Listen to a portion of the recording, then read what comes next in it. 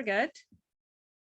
Okay, so welcome everybody. It is my pleasure to introduce the first panelist for today, and that is Rich Madel. And Dr. Madel is a Spanish teacher, master teacher, and chairperson of the Department of World Languages in the Colonial School District.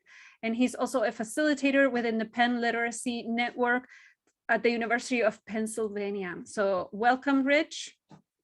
Thank you so much for being here and for sharing your expertise with us. Thanks for having me. I'm excited. So Rich is going to talk for about 20 minutes. Please post your questions in the chat. I'm going to be monitoring them. And then depending on what your question is, if it's specific for Rich, we'll address it at the end of Rich's presentation. If it's something more general, we'll wait and do them all at the end. Okay, go ahead, Rich, whenever you're ready. All right. So first of all, thanks very much. I'm really excited to be here. Always love to be with a group of dedicated language teachers.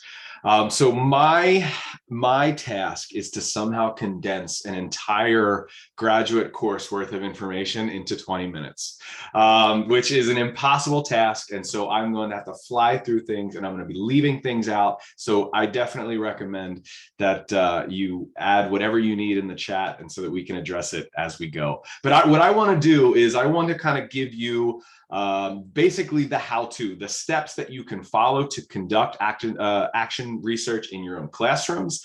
And before I begin that, I also want to maybe justify why we might do this. As Florencia mentioned, one of the roles that I have is I'm a department chair and I run a program 6 through 12. And so I also wanted to kind of let you know what I'm looking for as a pseudo administrator in encouraging my colleagues to do this as well. The first thing is that there is just a disconnect in our field between what's happening on the academic side and what's happening on the practitioner side. And by engaging in classroom-based research, it's one of the ways that we bridge that gap. And I make that case in a publication that I'll share with you at the very end that will help walk you through everything that I'm telling you here. Another thing is that my own research tells us that the more world language teachers find second language acquisition influential, the more communicative they are in their teaching practices. That is something that we want. And then also, the more that classroom teachers engage or at least see their classroom as a laboratory for innovation, the higher sense of self-efficacy that they possess. And that teacher self-efficacy is related with all types of awesome outcomes. Again, more communicative classroom practices, higher student achievement, higher student motivation. Their own students feel more self-efficacious. So again, these are all outcomes that we want. And so there's a lot of connections here. That's all the more reason that we would want to do this. So that being said, to conduct action research, we're going to be following a really similar process to traditional academic research. And so I'm going to kind of walk you through those steps. But like I said, I'll give you a publication that kind of outlines this. So if you wanted to kind of go backward and see any of this in a little bit more detail, you'll have that opportunity. And also understand that any one of these steps is a quick Google search away where you can find more information and kind of get some additional tips and tricks about any one of these steps along the process. So to begin, and this may sound obvious, but you want to identify what you want to research. You want to kind of identify a general topic or a theme or something that you're interested in that's going to allow you to narrow your focus.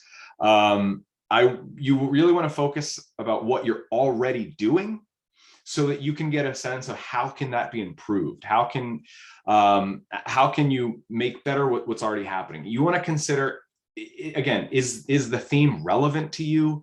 How immediate could the implications be that you discover? How interested are you in the topic generally? And then also, what's the potential impact? Obviously, you want to focus on the greatest possible impact.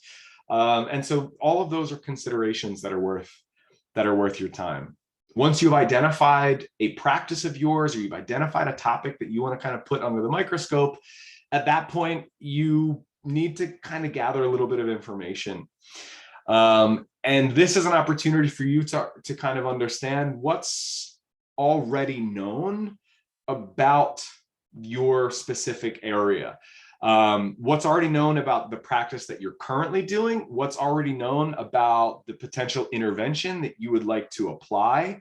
And this is just a fact-finding mission so that you don't want to reinvent the wheel here. You want to kind of get a sense of what can you expect your outcome to be.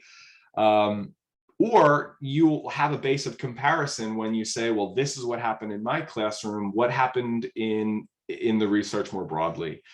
There are lots of sources for you to turn to: professional books, research journals, web pages with some repute. Your own school district may have an archive of documents. And then there's a ton of access in academic search engines and database. We're familiar with Google Scholar. I hope that, right, that's a wealth of academic literature. EBSCOhost is an academic database that will give you lots of academic journals in the social sciences. My recommendation, if you, well, first of all, use your university credentials. If you have university credentials, it will give you access to a lot of things that are stuck behind paywalls. However, a lot of times, if you're running into a paywall, you can just reach out to the authors of these papers directly. Send them an email. Tell them that you're interested in their work. A lot of them will just give you PDF copies of their work directly, and you can circumvent the paywall. And also, maybe you'll have an opportunity to follow up with the author as well and network a little bit. I mean, you'd be surprised how accessible a lot of the researchers are. That being said, so we've kind of understood, we've begun to understand a little bit more about our topic. At this point, you want to develop some sort of a research plan. The first step in identifying and developing a research plan is articulating a research question. And you really want to focus on articulating a research question that will lead very naturally into the variables that you want to isolate.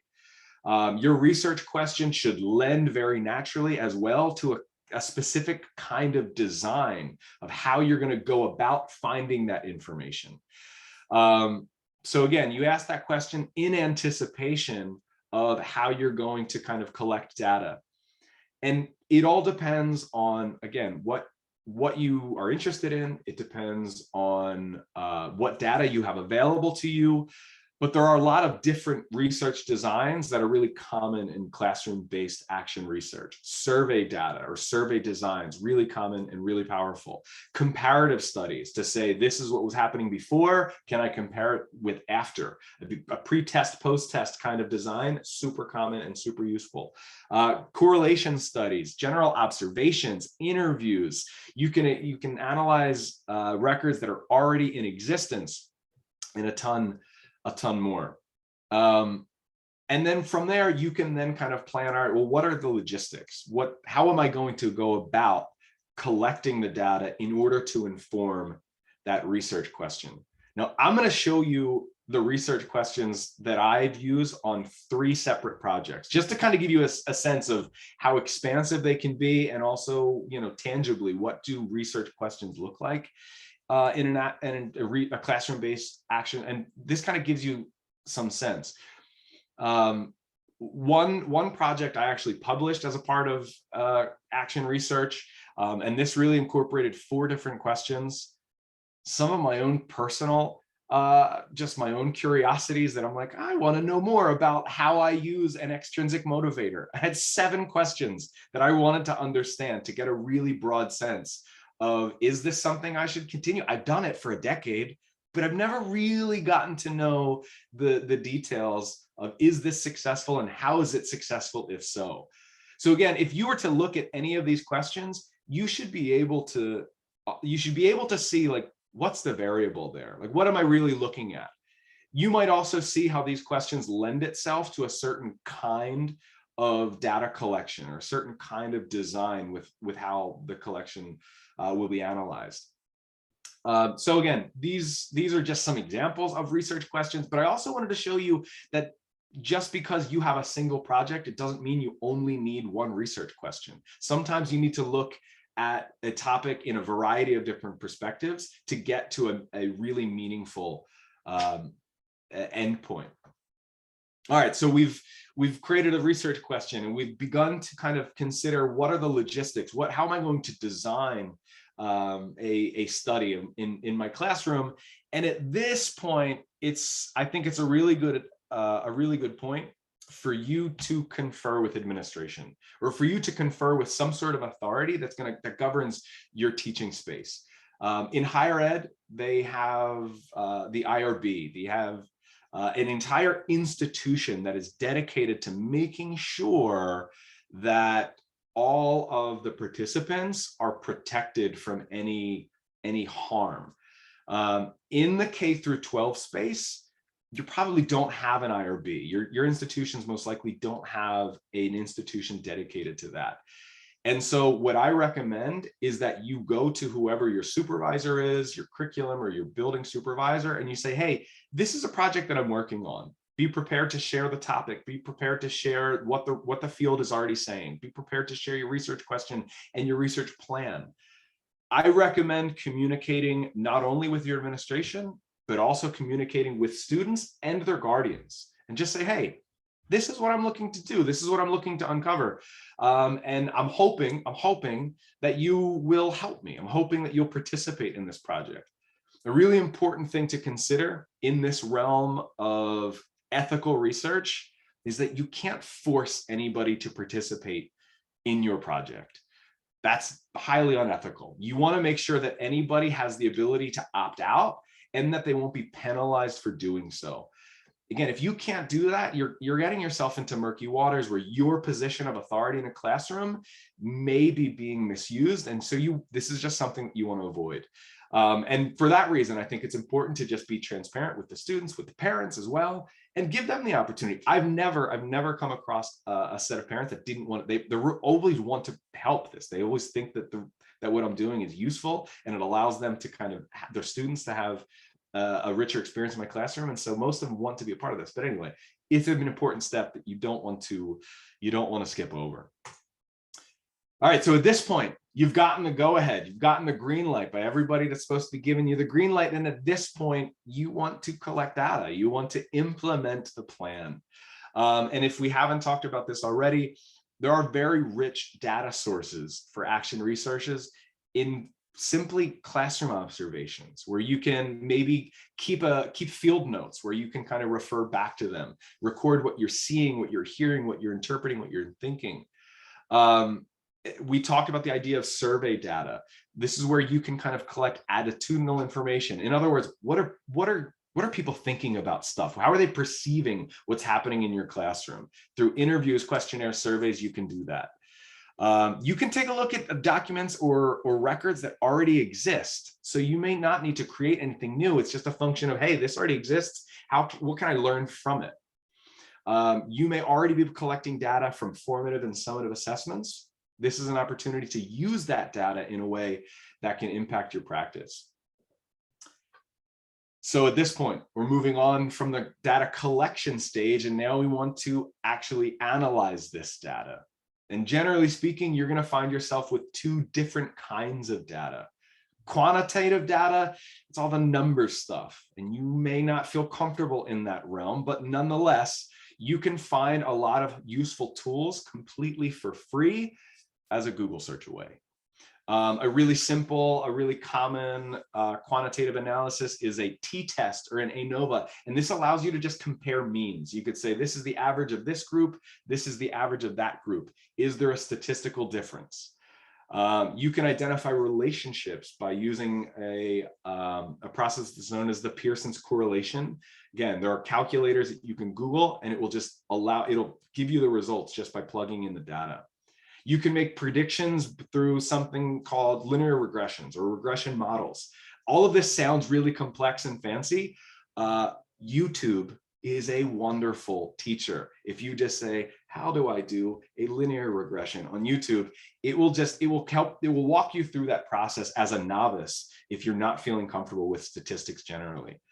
I also recommend using this as an opportunity to make a collaboration with either your statistics teacher down the hall or reaching out to some local higher ed institution and saying, hey, this is a project I'm working on. I would really like someone that's savvy in this area. Maybe you'd help me.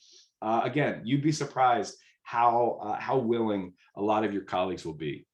Qualitative data, on the other hand, this is, I think, what most people already feel more comfortable with. And this is just the stuff that's not the numbers. This is where, if you're looking through records that already exist, or if you're looking through your journals or your notes, this is the qualitative data. And this is really just a function of reviewing it and looking for themes, looking for trends, looking for patterns that you can identify. And then sometimes you'll end up with mixed data. When you saw some of those projects that had like 7 different research questions, some of that was quantitative, some of that was qualitative. And I was using both of those data sets to help inform the picture at large. And so, you know, don't shy away from one or the other. Sometimes you may need to be mixing the two of them to really inform what you're looking for. All right, we're trucking along. So you've analyzed the data, and you're beginning to see some new knowledge emerge, some new understanding emerge. And now this is the, okay, now what do I do part of the process? What are you going to do in reaction to the story that this data is telling you? How are you going to improve your teaching? How are you going to improve your learning environment with the new knowledge that you have uncovered? And of course, I would recommend making this a community effort. Bring your colleagues in and say, hey, look at the data that I have here. Look, these are the trends that I think I'm seeing. What are you seeing? Really make this a community event, because chances are the improvements that you can make to your classroom may very well be able to be made in somebody else's classroom. And so you begin to broaden the scope of the impact of your research. And in that similar vein, you have to share what you've learned. You have to share what you learned, because others can benefit from your work. There are some very informal forums for you to do that. Collaborate with your colleagues, as I just mentioned. I recommend writing up what you learned, sharing it with the same administrators that gave you the go-ahead. They would be impressed by the work that you've done. Share that same report with the parents and let them know what's going on, the really rich learning that you're doing as a teacher in your child's classroom. Send that home as an email. And then there are some more formal forums for you to consider sharing your analysis. Present at conferences. Be the next person that's leading a webinar at this AATSP chapter and share what you're learning so that others can benefit from it. There are really, really rich and dynamic online professional learning networks that are just waiting to learn from you. And so you can share on those platforms as well. Teacher blogs are a really cool place to share what you're learning and to share what you're discovering. Even just as a guest post on somebody else's blog. And then there are some like legit teacher-oriented publications out there. So the ones that I'm going to show you that I've worked with in Pennsylvania, I'm from Philadelphia. The Pennsylvania Language Forum is a teacher-oriented journal, and they've been receptive to some of the projects that I worked on, and I have legitimate publication credits as a result. Something that's very new in my region, the NECTFL region, the Northeast region, is they're actually dedicating a part of their heavy-hitting academic journal to the language classroom. And there's already been some talk about the idea of allowing that to be a space to share classroom-based action research. There's an appetite for that, and like I said, I think that may be an opportunity. And I'm sure that Florencia has additional forums that can be shared, and so I'll let her do that when we get there. And then that's I know I mentioned a lot of different people that kind of informed this, and so I want to pause there. I want to stop there. What I'm going to do is I'm going to share a link in the chat that will provide the one project that will spell out everything that I just gave you here. I will also give you in that link as well an example of some of the action research that I have published, and I'll also give you a copy of this presentation to make sure that there are no questions and everything is filled. But I haven't looked at the chat once, Florencia. So if there are any questions, thank you so much. No, the only question we had was about whether you would be sharing your slides, and you answered that. The Great. rest, we have been chatting on extra tips and suggestions based Wonderful. on what you were sharing. So there's been a lot of great collaboration going on. I think Steve has a question for, I think it's just in terms of research cycles or research projects. So maybe Steve, let's wait for that after Brianna, and then both Brianna and Rich can probably answer that. Okay, so yes, there's other venues where you can publish if you are interested in that. I'm happy to share information in the chat. So I don't want to take time away from Brianna. So let me introduce Dr. Brianna Janssen Sanchez. She's the coordinator of World Languages Teacher Education at Southern Illinois University. Yay, Illinois! Carbondale. And she is an adjunct assistant professor in the Summer Language Institute that is hosted by Southern Oregon University. I don't know if you've heard about that program. That is a fantastic program for language teachers. So Brianna. Thank you so much. Oh my goodness, I'm looking at the group and I see colleagues from all three contexts that I'm going to talk about today. So I love that. Thank you for your support. Thank you for having me. And I'm going to get started with my screen sharing. It always takes a second.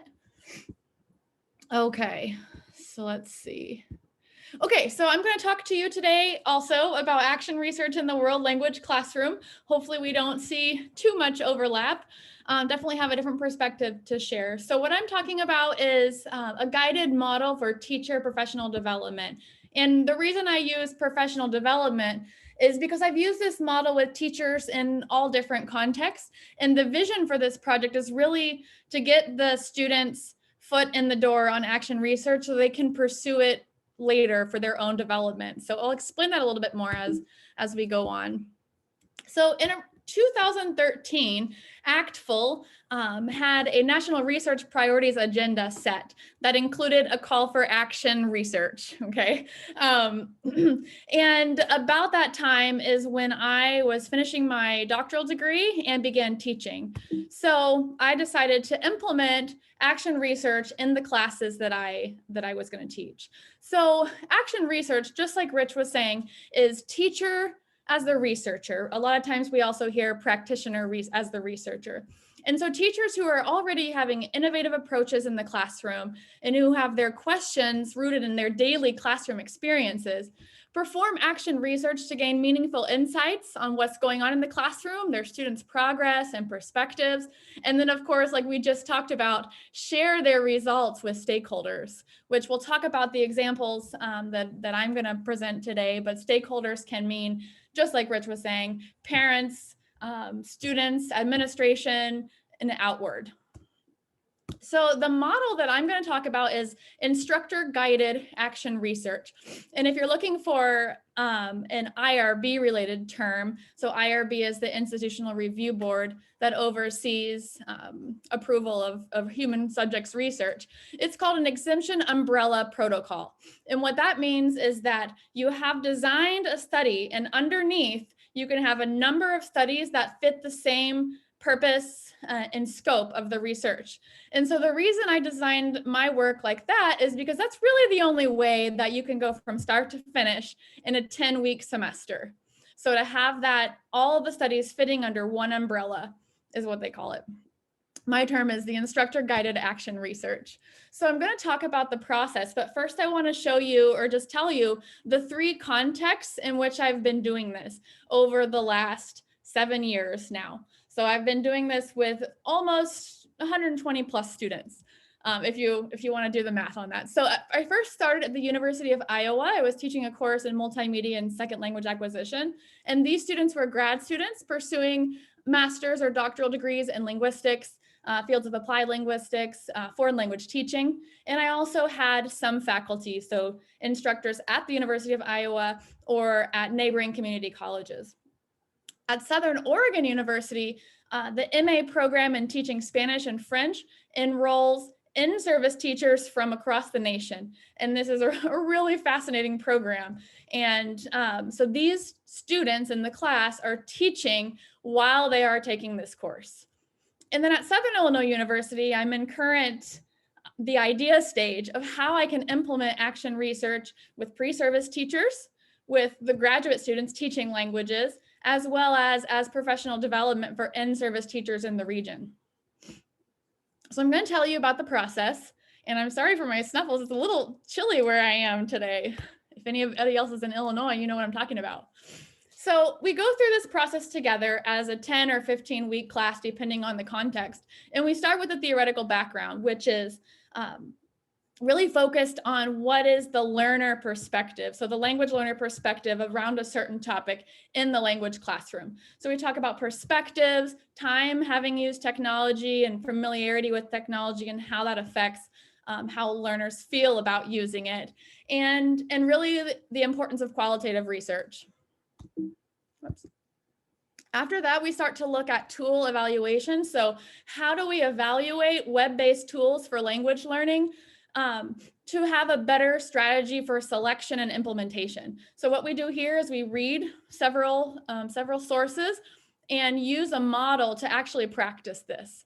And so the model involves technological and pedagogical features of the tool, learner or teacher fit, learner fit, implementation schemes, and appropriateness judgments. And the reason that this is important is that this is how we tie it all together for our data analysis. And so we practice this, we study this, and we actually have it in our mind that we're going to bring this back around at the end of the semester. So then we talk about a model. So I give a model, which the proposal, whoops, I changed that accidentally, it's supposed to be purpose. So the purpose of this study is to evaluate the world language learner perspective and experience using a web-based technology tool to accomplish a specific pedagogical objective. So what you see in the brackets is what the student can change based on their own interests and their own context, but as a model, it fits under the research umbrella. So the scope is limited to this purpose, and then the students go and change these parts based on their context. And we'll look at some examples as we go. And now that I'm thinking about it, it was proposal because the students turn in a proposal, right? That was the first step. Okay. So some research examples that I give students, and sometimes you might know as teachers that it's hard to decide whether you want to give these really specific models because you want to have a model, but you don't want students to copy them, right? So I do give these specific models, and I've never had an instance where students copy this, at least in my context. So you might feel safe about that. But so I'll read this to you. What is the Spanish language learner's perspective of the use of Flipgrid to practice asynchronous speaking in the target language? That's one. What is the French language learner's perspective of the use of Quizlet to practice vocabulary in the target language? And a third one here, how do world language learners perceive the use of word clouds as one strategy to analyze a narrative text in the target language? So three kind of different tools, different contexts, and different objectives to give students an idea. So then they go out and explore the literature on their own. So they have the background of what we've already talked about, and they usually find at least 3 articles that are related to their context or topic or objective or what they're trying to do with their research. And then the fun part, we talk about the implementation of the research, the data collection and findings, and then the analysis and discussion. So when they implement their research, they put in place the activity that they have designed, and they observe as a teacher researcher. They also have the data a lot of times on the back end of the tool they're using. So for example, if they used a Google Doc, they have what was created in the Google Doc and the timestamps and the interactions there. If they're using Edpuzzle, they have the back end of Edpuzzle where you can see how many times students rewatched or skipped, how many questions they answered correctly. Those are just some examples of the actual data from the tool.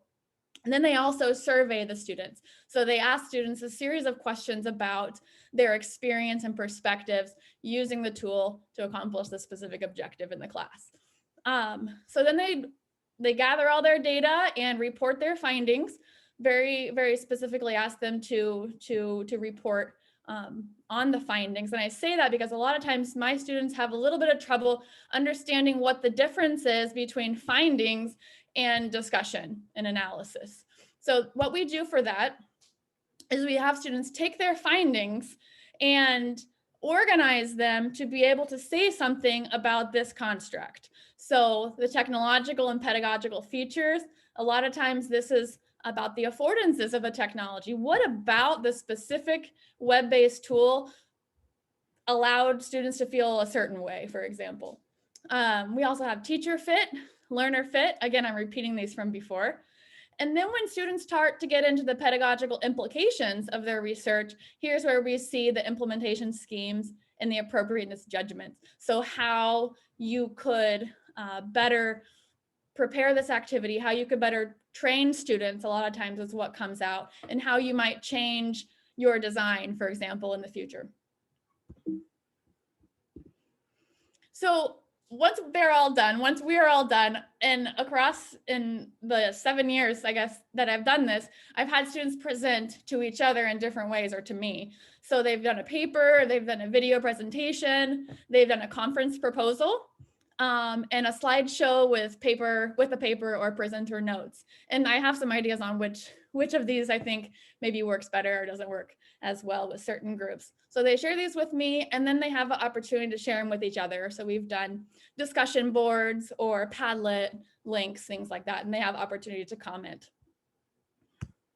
Okay, so this is the fun part. I'm gonna give you a few examples, and these are the ones that kind of stood out to me from the last semester that I did this. So here we see kindergarten students' perspectives of learning open syllables with Seesaw and iStation apps. Juxtaposing Frida Kahlo perspectives on an image displayed tool in the secondary Spanish class. And students' perspectives of digital game-based vocabulary learning using Textivate to interpret a narrative text in Spanish. And again, these all follow the model, but these are 100% belonging to the student. And it shows you a little bit of variety in what they choose to do. So I want to talk to you about some common roadblocks that I see as the instructor giving feedback to these students. So the very first one would be the scope. And what happens usually is that students, so teachers, so my students have really, really big questions. Usually it's regarding learning. We all want to know if our students are learning, how our instruction affects learning, if they're increasing their proficiency. Those are good questions, very valuable. However, they do not fit in the scope of this study. And so a lot of times I have to encourage students to, yes, write that down, pursue that later, and then let's get back to this particular model. And I have to remind them that seemingly small questions can also be very, very valuable and informative. So kind of bringing that down just a little bit for this particular context. Logistics.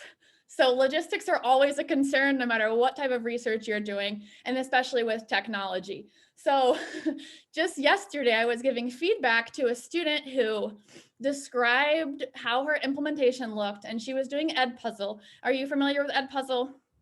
I'm thinking most of us are a little bit. So Edpuzzle is intended to be done as an individual activity. So students watch the video, interact with the questions. However, it wasn't working. So students couldn't connect individually. So the teacher researcher decided to do it as a group. And she was writing in her report to me saying that she doesn't have the individual data. She doesn't know what to do with it. But it turns out when she reported her survey results that overwhelmingly her students liked doing it as a group. And they would say some really interesting things such as, we could collectively decide when to rewatch.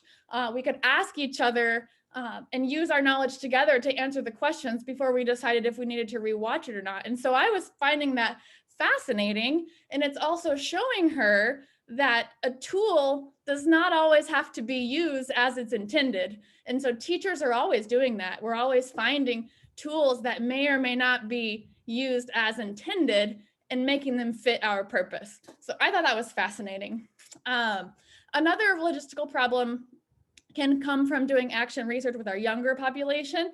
My kindergarten teachers cannot implement the same kind of survey as our secondary teachers do.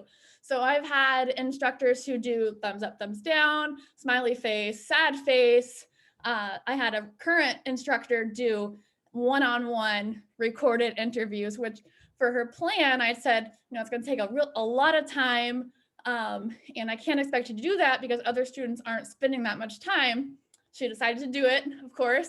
And although she agreed it took a lot of time, she found it so very valuable to hear their opinions and hear their voices and their really crazy ideas on how she might be able to make that activity better. So the next thing I want to talk about is reflections. So of course, as teacher researchers, we have a lot of reflections along the way. So about what our data is saying, what does this all mean? It seems to be very common that when students have negative perspectives of the interaction, that the teacher researcher thinks that maybe something is wrong about the data, or that maybe some of that needs to be thrown out. And students have asked me, well, what do I do about negative perspectives? Are they equally valuable as positive perspectives? And the answer is yes, they are. So what is your data telling you? What is the story, regardless of what you thought it was going to be? So really letting the data guide you, because sometimes negative perspectives lead to even more pedagogical implications than positive perspectives.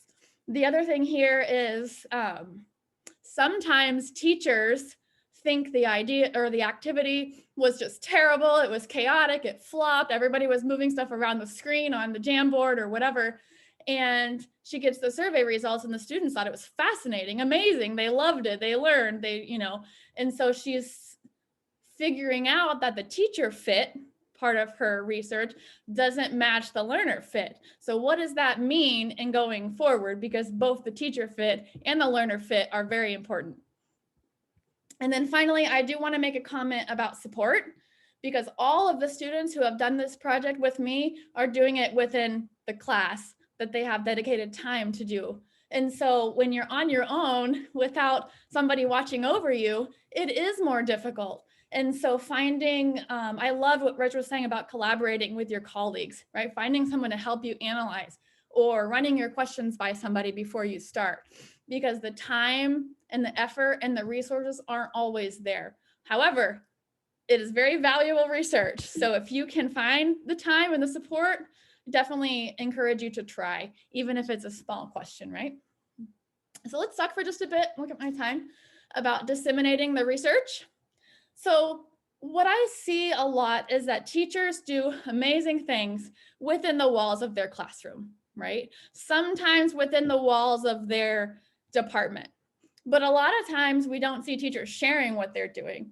So I've had students sharing with colleagues in the department, and at the school, I have some students who've now taken positions on the instructional technology committees at their school. I've also had students tell me that they didn't think they had a voice to share, but now they do because they have something that's backed in research.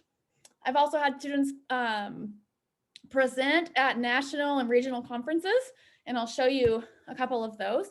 So this study here was done by 2 American Sign Language instructors at Iowa, and they just presented last year at American Sign Language Teacher Association, which is a very large national conference. And so they were looking at the use of Edpuzzle.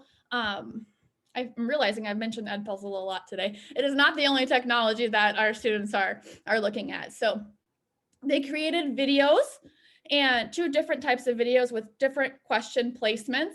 And they were asking how do learners engage with the tool, and then how do they perceive the usefulness. So you can see here also they use the back end about pausing and skipping and repeating too. So that was a really successful presentation. The other one here is an exploration of L2 Chinese learners' perceptions of interacting with recap. And this one was presented at a grad student symposium and was published in the proceedings for that conference. Another very successful presentation. Recap, if you're writing down some of these things, doesn't exist anymore, so you wouldn't be able to find that. But again, when we're talking about technology, it's not always about the tool. It shouldn't be about the tool. So if you have ideas, I'm happy to share if I know, or Florencia knows all of this, where you can find tools to accomplish specific objectives. So at the end of the day, at the end of my presentation, I really want you to understand that action research gives a voice to the students, it empowers teachers, and absolutely informs the field. And these three components of action research are so important and so critical. And I really encourage you to some way get a start and give it a try. So thank you so much. And I am really looking forward to your questions. Right. Thank you both so very, very much for sharing. You're getting some virtual applause. I do have to say, if you are doing action research related to technology, like all of the projects that Brianna was talking about, FLT Mag is a great, great place for you to send, and then it'll be open access. We are very friendly in our review process, and then it'll be out there for the world to see, and it is indexed. I know it's not like a top journal, but if you want to share what you found with the world, it's a fantastic venue. Okay. We have some questions. The first question, I think Rich sort of answered them in the chat, but a question was, what do you see as the biggest barrier to teachers starting action research? So I mentioned this, and Brianna mentioned some of those obstacles too, which I thought were really important to mention. In terms of in my impression, time is it's always the elephant in the room when you're talking about teachers doing anything beyond teaching. So that's certainly something that needs to be dealt with. The other thing that I put in there was just the access to resources. And this is one of the reasons why I said before that there's a disconnect between the researchers and the practitioners. Access is one of those issues. Having a lot of the literature stuck behind paywalls, or having it written in ways that are just so completely inaccessible to the rest of us human beings and how we talk. Sorry for what I say. I'm just kidding. So it's just that access piece is definitely something that deserves mention. And then I think the third piece is just the idea of how do I design a study? Research methodologies is a really complex field. And so just this, like, the confidence of going through the process and feeling like that a teacher is doing it correctly, I think is important. And again, it's one of the reasons why I wrote that piece that I linked to, is just, here's a step-by-step process that hopefully may make some teachers feel more comfortable about the process. So please, by all means, read it. And if I can help you, please let me know. Victoria offered to help too, so she can she can help as well. Yeah, no, I agree. You don't have to. I mean, I have a YouTube channel that tries to translate all this lingo that it is completely, to me, unnecessarily complicated. But I know I don't fit in with academia very well. All right, Brianna. Yeah, I mean, I agree. A lot of times, and I would probably feel the same way in my experience, students are doing this. It's not a research class, right? So they're doing it on top of what they're also doing for the class. And so a lot of times teachers are like, oh gosh, I have to do this. But then once they sort of see it evolve, it's like, yes, I did this. And so just getting a question on just like we talked about, something that's happening, something that you're wondering about, just try. And once you have the data, then you can figure out, making the time to do something with it. But you have the opportunity, you are doing the work every day. I'm always fascinated by my in-service teachers, how much they can teach me about like being a teacher all day, every day.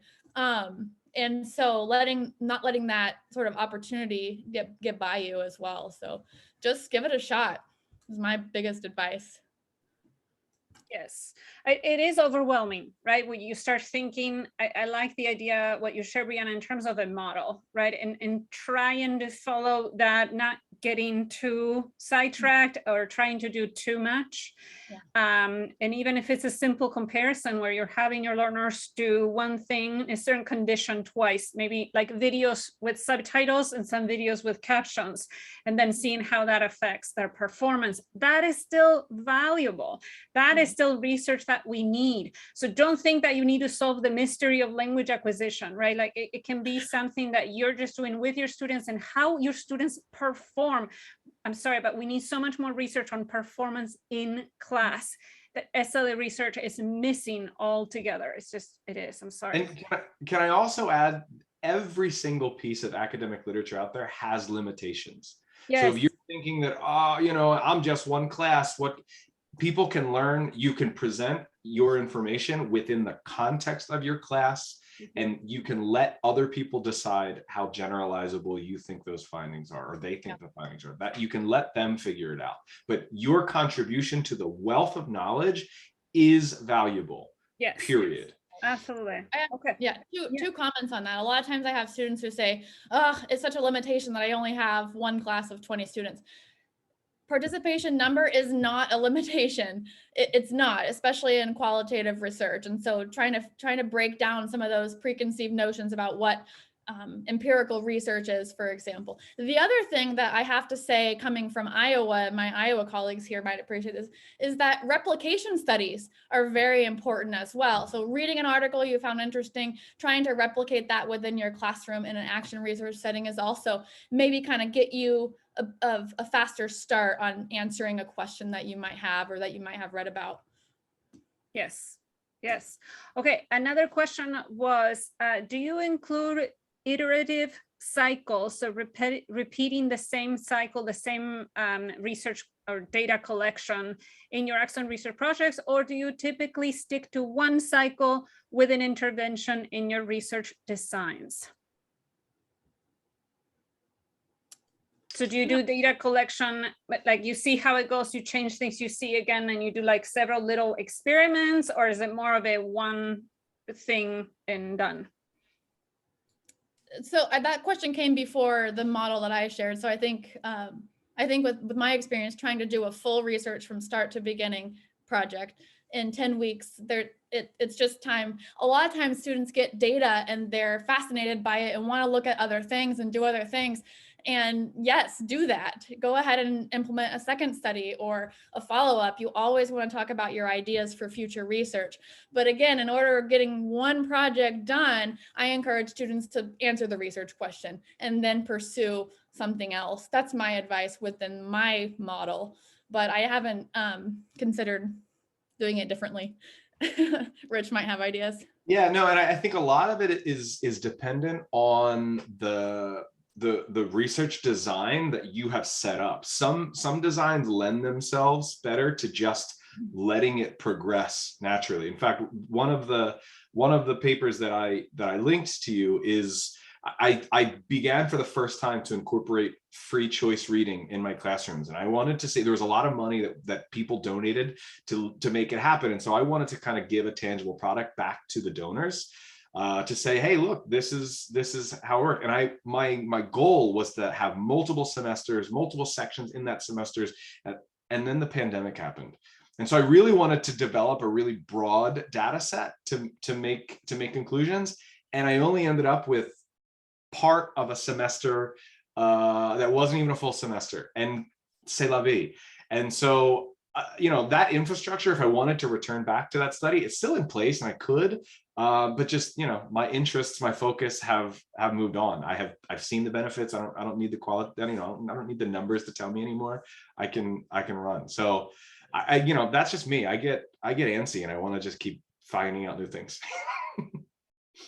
Yes, well, we all do. Okay, more questions. I think Rich answered this in the chat, but Brianna, your thoughts. Instructors are in position of power vis-a-vis their students. Are students really, emphasis added, free of compulsion, real or perceived, to participate in action research?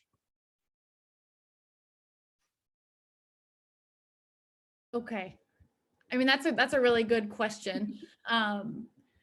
So, for example, the projects at Southern Oregon are perceived to be low risk. They're actually exempt from IRB.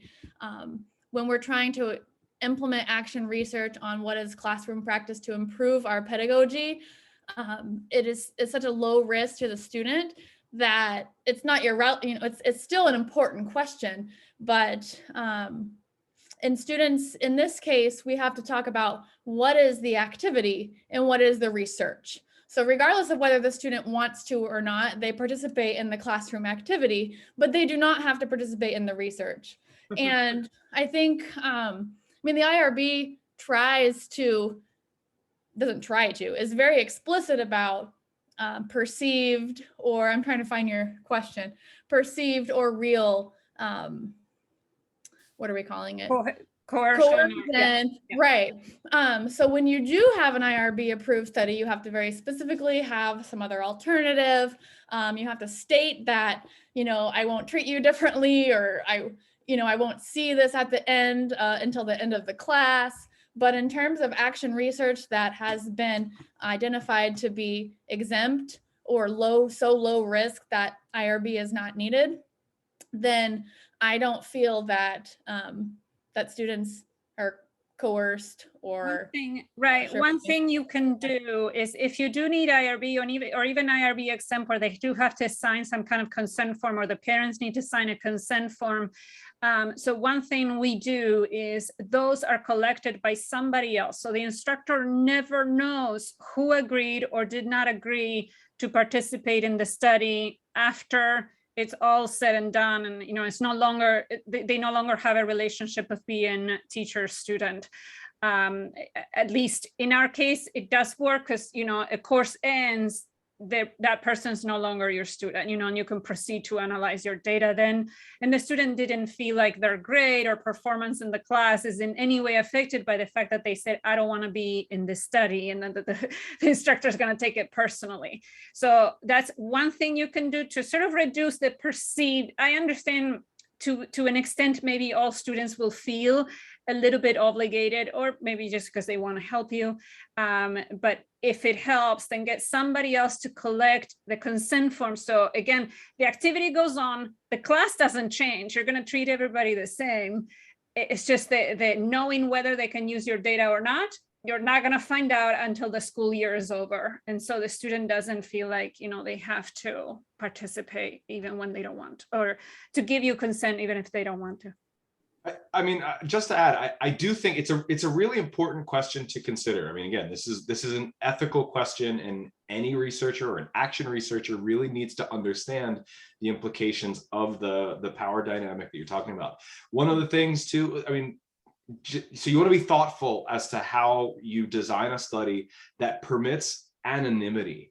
And so if you're trying to just understand what do students think about this, you don't need to ask for their names on a Google form, right? You can just make it anonymous. You can use timestamps as a way to just ensure that you're getting, you can figure out how many responses you've gotten in a class period, let's say, so there are ways that you can ensure that your data is secure without having anything that's tying their responses to something that could lead to some sort of partiality. So, again, just being thoughtful to kind of figure out how to go about that is an important consideration. Okay, we're running out of time, but Victoria had a question, and I know that Berta raised her hand, so I want to give her a chance to ask her question as well. So Victoria's question was, can you talk a little bit about how exploratory practice works within action research? I don't know if you are familiar with it. I'm not entirely familiar with exploratory practice. Yeah, did you mind expanding on that? I'm not sure either. The perspective I can share, and of course we can let her clarify, but I'm a mixed methods researcher as well. So when we talk about exploratory, Victoria said save it for another time.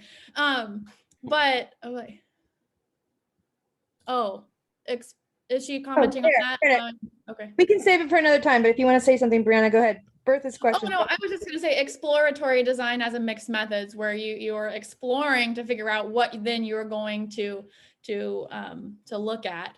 It's a qualitative then quantitative design of mixed methods research, but I think we're talking about something else. So yeah.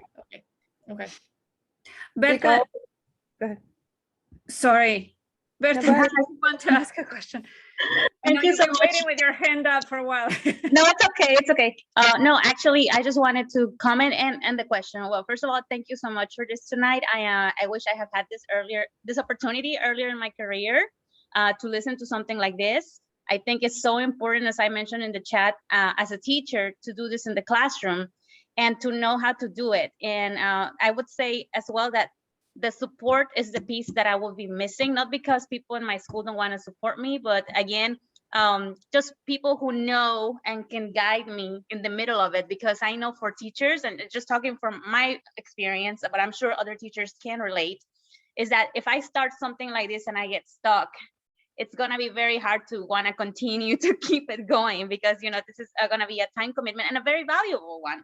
But do you have any, the question is, do you have any, because anything can be searched through Google and that's fine, but sometimes we can get sucked into it for so many hours, and I don't have so many hours to get sucked into finding things. So do you have any recommendations? For example, my weakness, honestly, other than looking at my formative or the test grades of my students, or certain performances in my class, is going to be reading more complex data. So where can I go to get more educated on that, so that I can carry on and finish what I start if I pursue an action research project? So I'll jump in really quickly. I have a couple of recommendations. The first recommendation is I wouldn't be shy with reaching out. And I think I mentioned this before. I wouldn't be shy with reaching out to some of the institutions in your area and say, hey, this is what I'm working on. Can you help? And cast a wide net. Ask a lot of people, and all you need is one person to say yes, just to kind of walk you through it. The second thing is, you may have people in your institution already that may be qualified to help you. So again, I said, like, reach out to a statistics teacher that, they may be able to help you. Another one is, look in your district office. Anybody that has an Ed.D next to their name, which I think more and more, it's a degree that we're seeing more commonly in K through 12 contexts. They have a background in research design and research methodology.